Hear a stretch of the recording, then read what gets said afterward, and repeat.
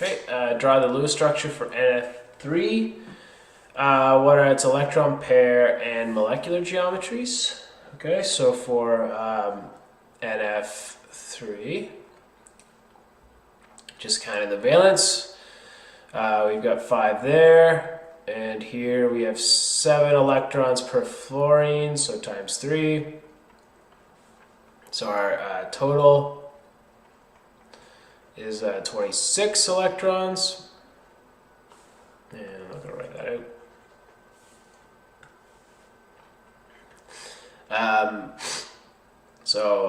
The best thing is just plop in the central atom, put the electrons around it how you think it would go, and then correct afterward if needed.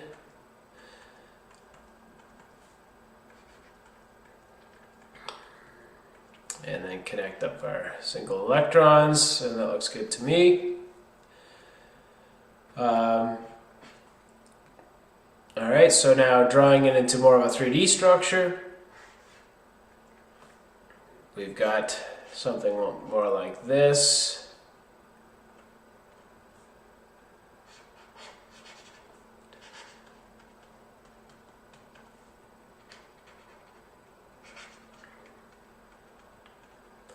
Okay, so our our electron pair geometries, or our electron geometry,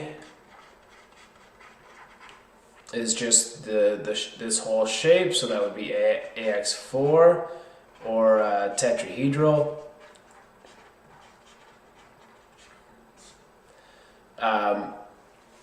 For its molecular geometry, it's BAX3, where B I'm using to represent the lone pair, and that's trigonal pyramidal.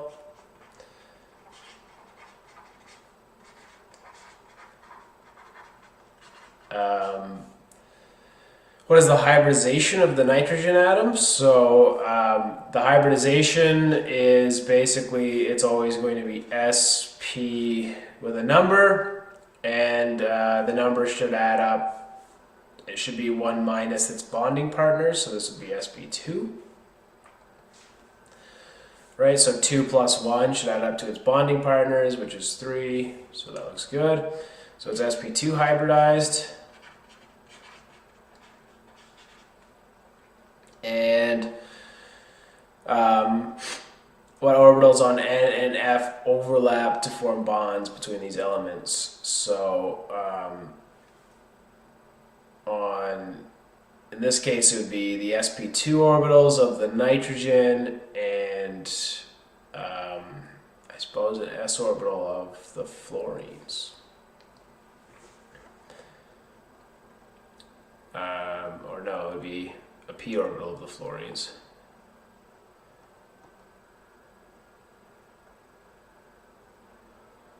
I didn't, now just looking through. Okay, so here's our Lewis structure. Looks good. The molecular geometry is trigonal pyramidal. Trying to see if it says electron.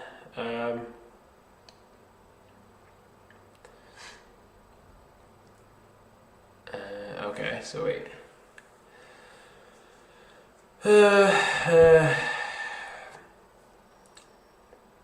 sp3 hybridized orbital on N. Oh, right, it's tetrahedral actually. Yeah, okay, that was my bad. Yep, so it should be sp3 hybridized on the nitrogen because the lone pair is there,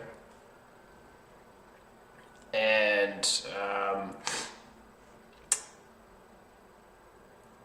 then the p orbital on the fluorine.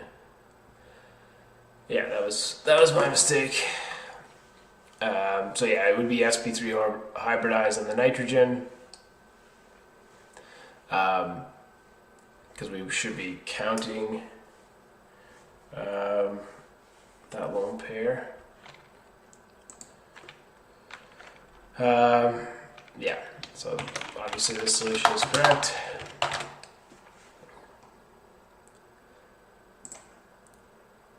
Alright.